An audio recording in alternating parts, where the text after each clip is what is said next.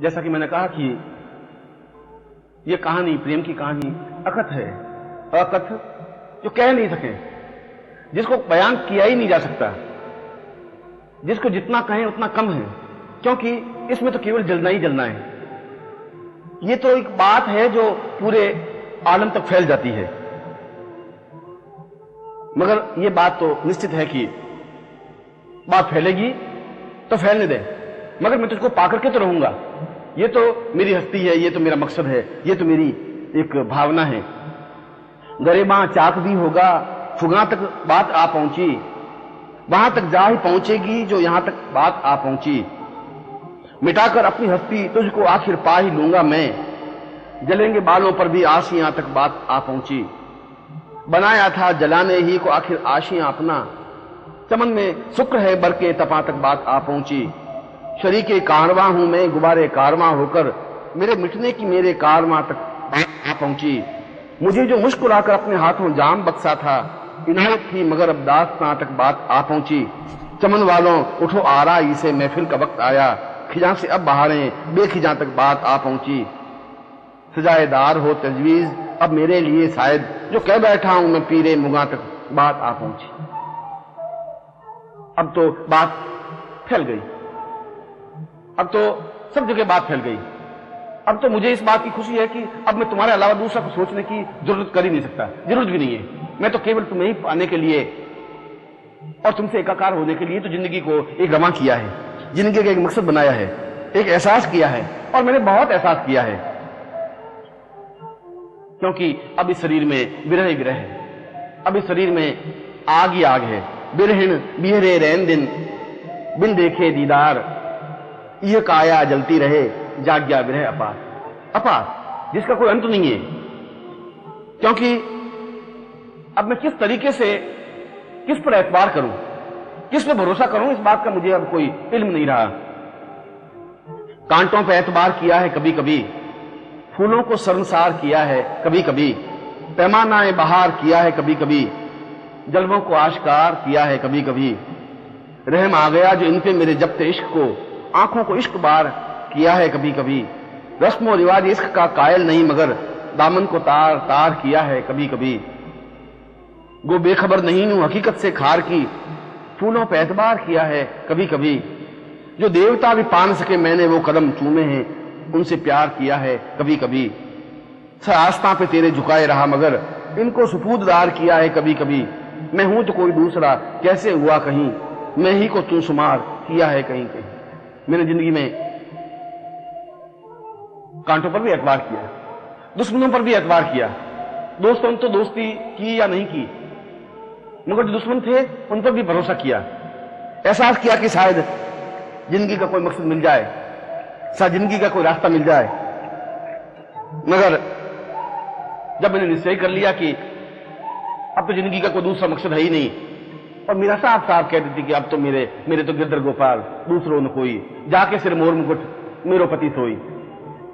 छाण दे कुल की कहानी कहा करिए कोई, अब कुल की लोक मर्यादा में छोड़ दिए देखा जाएगा। जो कुछ समाज करेगा तो करेगा, एक बार करेगा, एक बार गाली देगा, एक बार बदनाम करेगा तो कर देगा।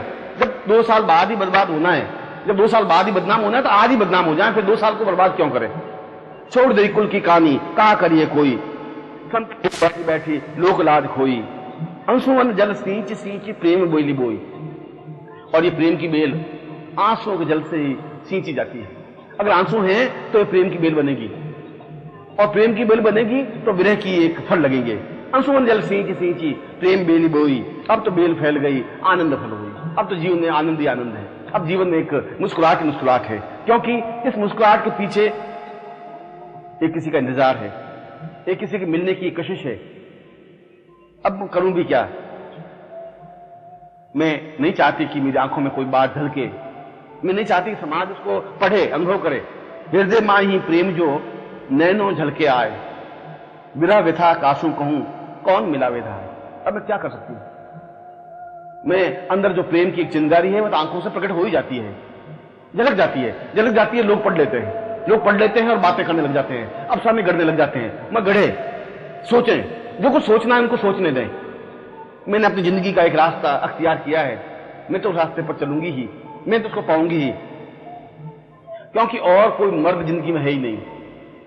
जो है वे नामर्द है, जो मर्द है वो मुझे मिला नहीं। नामर्दा का क्या करूं, मर्द गयो मोहि त्याग। इन नामर्दों को चारों तरफ जो घूम रहे हैं, जो आवाजें दे रहे हैं, जो मुझे ताक रहे हैं, ये नामर्द हैं। इनमें ताकत नहीं है, इनमें हौसला नहीं है, इनमें हिम्मत नहीं है। नामर्दों का क्या करूं, मर्द गयो मोहि त्याग। मैं तो कुंवारी ही रही तुझ बिन कही विधि इराद। मैं तो जिंदगी भर कुंवारी रह गई, जिंदगी भर नामर्द तो मिले जो मुझे पाने के लिए चाह रखी, मगर नामर्दों को तो पाना और कुंवारी रहना अपने आप में बराबर है। जरूरत तो है कि कोई मर्द मिले और तुम मिलो, और तुम मिलो और मैं विवाह करूं, विवाह वेदी पे बैठूं, अपना हाथ तेरे हाथों में सौंपूं, निश्चिंत हो जाऊं। मगर यह बिरहिन बौरी भई, यह तो पागल हो गई है। यह बिरहिन बौरी भई पागल हो गई है। जानत ना को भेद, अब तो कोई भेद भी नहीं रहा। अब ये पता ही नहीं चलता कि क्या सही है क्या गलत है, कब हंसना चाहिए, कब बोलना चाहिए, कब खाना चाहिए, कब सोना चाहिए। एक जनून सा हो गया, एक पागलपन सा हो गया है। यह बिरहिन बौरी भई जानत ना को भेद, अगिन बरे हीरा जरे भय कलेजे छेद। आग जल रही है, ऐसा लग रहा है कि जैसे सारा हीरा जरे, सारा हृदय जल रहा है और कलेजे में जैसे छेद हो गए हो। एक एक छेद तुम्हारी याद को, तुम्हारी कसक को याद दिलाते रहते हैं। और ऐसी हालत में नींद आ भी कैसे सकती है, ऐसी हालत में चैन मिल भी कैसे सकता है, क्योंकि एक ऐसा शस्त्र, एक ऐसी तलवार की धार लगी है जिसने दिल को बीर दिया है। दिल के आर पार वो तलवार हो गई है। जो कोई बिरही नाम के तिनको कैसी नींद, जिनके साथ विरह का ठप्पा लग गया उनको नींद आ भी कैसे सकती है। जो कोई बिरही नाम के तिनको कैसी नींद, शस्त्र लागा नेह का गया ही को बीन। एक तलवार लगी, एक शस्त्र लगा और बीन दिया कलेजे को, बीन दिया और जिंदगी का एक लुत्फ आ गया, जिंदगी का एक आलम आ गया। क्योंकि मैं जानती हूं कि वह मेरा प्रिय एक बाण है, ऐसा है जो कलेजे को छेद देता है। ऐसा है कि वह है तभी तो विरह के बाण चले, उसकी इंतजार है तभी तो मेरा अंग अंग टूटा। और अब इस शरीर में और कोई टांका नहीं लग सकता, अब कोई जोड़ नहीं लग सकता। अब तो केवल वह आकर के ही इस शरीर को वापस जोड़ सकता है। फिर मेरो शब्दी बान है, फिर मेरो शब्दी बान है, अंग अंग डारे तोर, प्रेम खेत घायल गिरे टांका लगे न जोर। और मैं अब और किसी तरीके से अपने जीवन को चलाना भी नहीं चाहती, अपने जीवन को आगे बढ़ाना भी नहीं चाहती, क्योंकि जो तीर मुझे लगा है उस तीर के सहारे अपनी जिंदगी को काट लेना चाहती हूं। मैं तो क्या कहूं, ये तो कहानी अखत कहानी है। बहुत इंतजार किया है, आंखड़ लिया झाई पड़ी पंथ निहार निहार। उसका रास्ता देखते देखते आंखों में झाई पड़ गई, आंखें धुंधला गई, अब तो साफ साफ दिखाई भी देना बंद हो गया। इतना आंसू बहा है कि अब उन आंखों में चमक नहीं रही। आंखड़ लिया झाई पड़ी पंथ निहार निहारी, जीभ लिया छाला पड़ा राम पुकारी पुकार। अब तो जीभ में छाले पड़ गए, बार बार पेव पेव शब्द रटते रटते इतना हजार इतना करोड़ बार तुम्हारा नाम लिया, इतनी बार तुम्हें पुकारा कि जीभ पे छाले पड़ गए। अब तो बोला भी नहीं जाता। अब मैं और क्या कर सकती हूं, अब तो केवल एक ही बात रह गई है, इस तन का दीवा करूं, इस तन का दीवा करूं, बाती मेलूं जीव। अब इस शरीर को दिया बना दूं और जो जीव है, जो प्राण है, इसका मैं इसमें तेल डाल दूं, बाती लगा दूं। ये तन का दीवा करूं, बाती मेलूं जीव, लोही सींचूं तेल ज्यों, कब मुख देखूं पिए। और तेल की तरफ अपना खून जलाऊं, जलाता रहूं और जलाती रहूं उस खून को, और अंतिम क्षण तक भी उस तेल की जगह अपने खून को देते देते इंतजार करती रहूं कि मैं तुम्हारा मुंह देखूं। जीवन के अंतिम क्षण में भी अगर तुम्हारा मुंह मुझे दिखाई दे जाएगा, मिलना हो जाएगा, तो फिर मेरे जीवन का मकसद पूरा हो जाएगा। क्योंकि मुझे तुम्हारी आस है, क्योंकि मुझे उम्मीद है कि तुम जरूर मुझे मिलोगे, क्योंकि मुझे विश्वास है कि एक न एक दिन यह मेरी यात्रा, यह मेरी रास्ता पूरा होगा ही, जरूर तुमसे मिलना होगा। नैनन तो झरी लागिया रेंट बहे निस बार, ऐसी झड़ी आंखों की लगी है कि जैसे पानी का कुआं चल रहा हो, रेंट बह रहा हो। नैनन तो झरी लागिया रेंट बहे निस बार, पपीहा ज्यूं पियू पियू रटूं, पिया मिलन की आस। एक एक क्षण में उस पिया मिलन की आस में पीऊ पीऊ करती रहती हूं। इसके अलावा तो न मुझे कोई मंत्र आता है, न मुझे कोई शास्त्र आता है, न कोई दर्शन आता है, न पूजा, न पद्धति, और कोई इसके अलावा मुझे कोई शब्द भी नहीं याद है। न मैं और किसी शब्द का उच्चारण करना चाहती हूं। मेरे मुंह से दूसरा कोई शब्द नहीं निकले, केवल पीऊ शब्द निकले, क्योंकि इसी शब्द के सहारे मैं इस कठिन रास्ते को पार कर लूंगी। और फिर लोग कितने पागल हैं, लोग समझते हैं कि मैं बीमार हूं और लोग बुला देते हैं वैद्य। और वैद्य क्या समझेगा, करेगा क्या? वह मुझसे मेरी बीमारी को समझेगा कैसे? कबीरा वैद्य बुलाइया पकड़ के देखी बाह। कबीरा से कहते हैं कि ये वैद्य बुलाया और मेरी बाह और मेरी नाड़ पकड़ के देख रहा है कि शायद मुझे क्या बीमारी है। कबीरा वैद्य बुलाइया पकड़ के देखी बाह, वैद्य न वैद्य ही जान ही कर्क कलेजे मां। कि वैद्य अपनी वैदिक नहीं जानता, इसको इलाज करना नहीं आता, ये बीमारी मेरे शरीर में नहीं है, ये जो कर्क है, ये जो घाव है, ये कलेजे के अंदर है। और जब तक कलेजे का कोई इलाज नहीं होता, जब तक दिल को कोई सुकून नहीं मिलता, चैन नहीं मिलता, तब तक वैद्य क्या वैद्यगी करेगा? तब तक वो मुझे क्या ठीक करेगा? तब वो मेरा इल्म इलाज समझेगा भी क्या? और मैं तो अपने जीवन में बिना प्रिय के अपने आप मछली की तरह तड़फ रही हूं। ऐसा लग रहा है कि जैसे किसी क्षण मौत आए, मैं समाप्त हो जाऊं। हर क्षण मैं इंतजार करती रहती हूं कि कोई मौत आए, कोई तो सहारा मिले, या तो विरह सहारा है या फिर मौत का सहारा मिले। मगर मुझे कोई अफसोस नहीं है। अगर मौत भी मेरे पास आ जाती है तो मुझे किसी प्रकार का अफसोस का दुख नहीं है। आए तो सही, क्योंकि मौत के बाद तो मैं उसके पास जा सकूंगी। या तो मेरे पंख लगे कि उड़ के उसके पास चली जाऊं, या मैं उसके पास जाकर मिलूं, या वो मुझे मिले। नीर बिनु मीन दुखी, बिना पानी की मछली दुखी है। नीर बिनु मीन दुखी, क्षीर बिनु शिशु, जैसे दूध के बिना शिशु दुखी होता है, जैसे पानी के बिना मछली तड़पती है। नीर बिनु मीन दुखी, क्षीर बिनु शिशु, जैसे पीर जाके औषध बिनु कैसे रही हो जाता है। और जिसके कलेजे में पीर है, वह और औषधियों से कैसे ठीक हो सकती है? मैं कैसे ठीक हो सकती हूं? बाकी दवाइयां क्या अर्थ रखेगी? क्योंकि मेरी तो दर्द कुछ और है। मैं समझती हूं कि मेरा दर्द क्या है, मैं समाज को बता भी नहीं सकती, मैं घरवालों को नहीं कह सकती। चातक जो स्वाति बूंद चंद को चकोर, जैसे चंदन की चाह करी सर्प अकुलात है। निर्धन जो धन चाहे, कामिनी को कंत चाहे, ऐसी जाको चाह ताको कछु न सुहात है। प्रेम को प्रभाव ऐसो, प्रेम तहां नेह कैसो, सुंदर कहे तो यह प्रेम की ही बात। और जहां प्रेम है वहां मिलना कैसा है? जहां प्रेम है वहां उदासी कैसी, बेचैनी कैसी, तड़प कैसी? वहां तो अपने आप को तिल तिल करके जलाना है। प्रेम की रीति यह है। प्रेम को पंथ कठोर कराल, तलवार की धार पे धावनो है। यह तो ऐसा है कि जमीन पर नहीं चलना है। प्रेम का रास्ता ही ऐसा है कि जैसे तलवार पर पांव देकर के चलना है और पैर लहूलुहान हो जाते हैं। और जिनके पैर लहूलुहान हो सकते हैं वो प्रेम पे चल सकता है। जो प्रेम पे चलता है उनको ये खतरे तो झेलने ही पड़ते हैं, ये खतरे तो उठाने ही पड़ते हैं। उसको तो जिंदगी में मजबूती के साथ खड़ा होना ही पड़ता है। समाज गालियां दे, फटकारें, दीवारें खड़ी कर दें, पर्दे तान दें, बांध दें, जेल कर दें, हथकड़ियां डाल दें, ये सब कुछ हो सकता है। इस बात का कोई गम अफसोस है ही नहीं।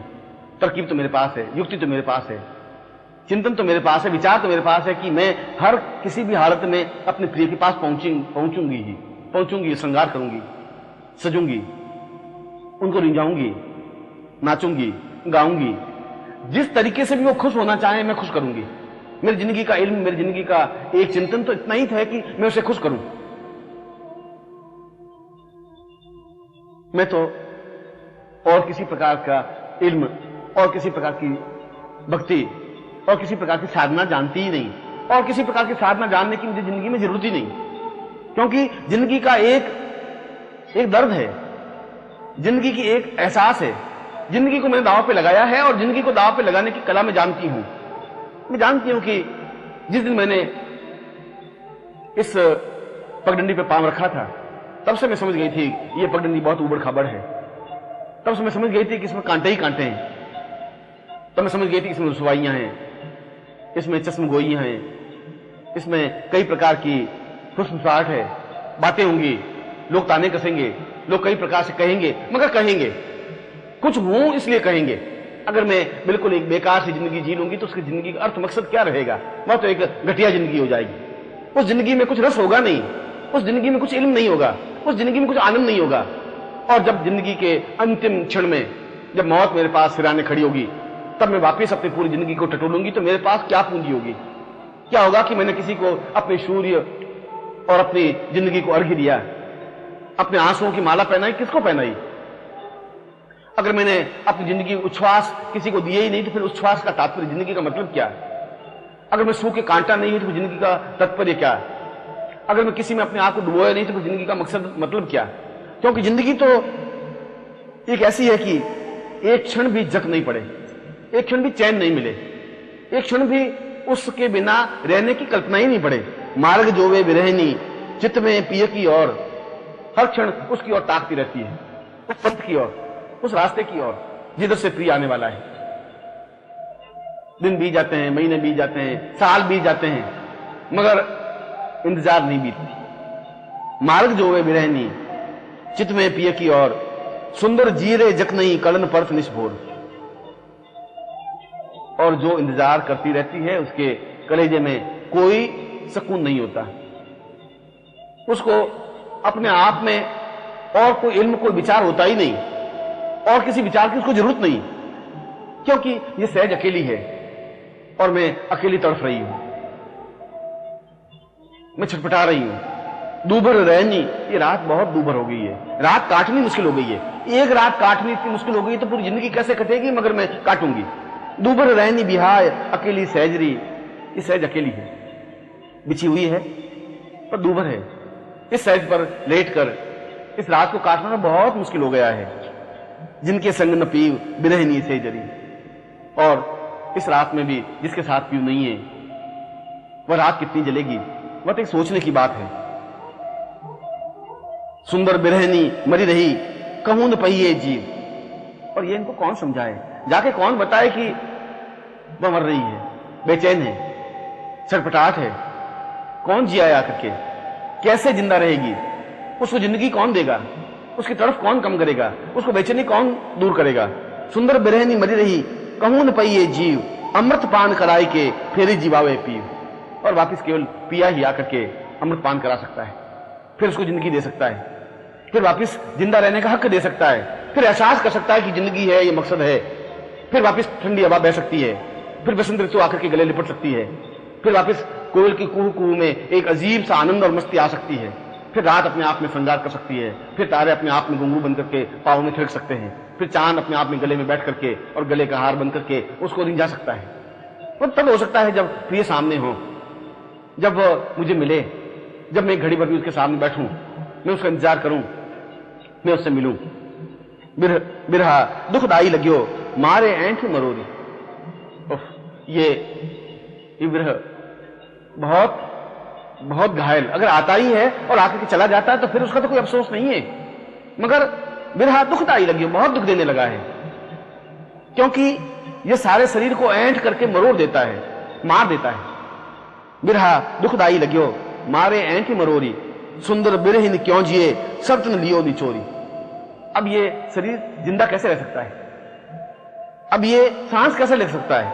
इसने तो पूरे शरीर को निचोड़ करके रख दिया है, पूरा शरीर निचुड़ गया है और केवल ढांचा रह गया है हड्डियों का। एक सांस अटकी हुई रह गई है, आंखें अंदर दस गई हैं और इंतजार में केवल उस रास्ते को टुकुर टुकुर ताकती रह गई हैं, क्योंकि अब तो केवल इंतजार रह गया है, अब तो केवल मिलने की एक क्षमता रह गई है। एक तो उस घड़ी और उस पलक को सोचने को रह गई है। सुंदर बिरहिन अधजरी दुख कहे मुख रोई, जरी बरी के भस्मी हुई धुआं निकसे कोई। और ये ऐसा जलना है कि इसमें जलना तो है मगर धुआं नहीं निकलता, पता ही नहीं चलता। अगर लकड़ियों में जले तो लोगों को एहसास तो हो कि शरीर जला, अगर किसी लकड़ियों में जल करके खड़े रहें तो ऐसा तो लगे कि जैसे सब कुछ जल करके भस्म हो गया, मगर इसमें तो जलना है और राख भी नहीं होनी है, अंदर का अंदर घुल जाना है, अंदर का अंदर मिट जाना है। ये दुख, ये वेदना किसी को कह भी तो नहीं सकती, मैं किसी को अपनी बात होठों पे ला भी तो नहीं सकती। सब कोई रलिया करे, सब कोई मौज कर रही है, सब कोई खेल रही है, नाच रही है, कूद रही है, सब कोई रलियां करे आयो सरस वसंत, सुंदर बिरहिनी अनमनी जाके घर नहीं कंठ। जब यही घर नहीं है तो फिर वसंत क्या और गर्मी क्या और सर्दी क्या और ऋतुराज क्या और कामदेव क्या, फिर ये महल क्या और मकान क्या और सहज क्या, ये तो सब कुछ बेकार है अगर घर पर ही नहीं है, जब उससे मिलना ही नहीं हुआ। अब तो केवल उस पगडंडी पर चलते चलते एक इंतजार का एक हद, एक जुनून सा आ गया है, एहसास होने लगा है कि अब शायद बहुत जल्दी इस रास्ता पार कर लूंगी, शायद बहुत जल्दी मैं प्राप्त कर लूंगी।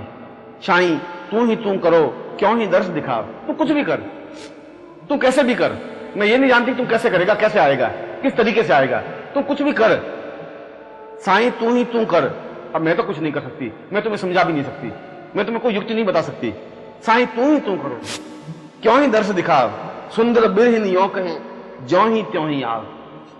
अब बिरहिन तो एक ही बात, एक ही होठों पे लफ्ज है कि ज्यों त्यों करके तुझे आना है, आना है क्योंकि अब सहन नहीं होता है, अब सहन करने की शक्ति मेरे पास नहीं है, अब मैं रुक नहीं सकती, अब या तो मौत मुझे गले लगा देगी या फिर मैं तुम्हें देख लूंगी। मगर मौत भी अगर पहले आ गई तो मन में एक कसक रह जाएगी, एक वेदना रह जाएगी, क्योंकि मुझे तो इस बात का इल्म है ही नहीं कि मैं प्रिय को कैसे नहीं जाऊं। जिस विधि पीव रिंझाइए सो विधि जानी ना है, मैं तुम्हें कैसे खुश करूं, किस प्रकार से तुम्हें बुलाऊं, कैसे तुम्हें अपने पास आने के लिए कहूं, यह विधि मुझे तरकीब आती नहीं। जिस विधि पीव रिंझाइए सो विधि जानी ना ही, जोवन जाए उतावला सुंदर ये दुख माही। इस बात का दुख है कि एक एक क्षण बीतता जा रहा है, इस बात का दुख है कि एक एक घड़ी बीतती जा रही है, इस बात का दुख है कि जो मैं तुम्हें भेंट करना चाहती हूं वह कहां से भेंट करूंगी।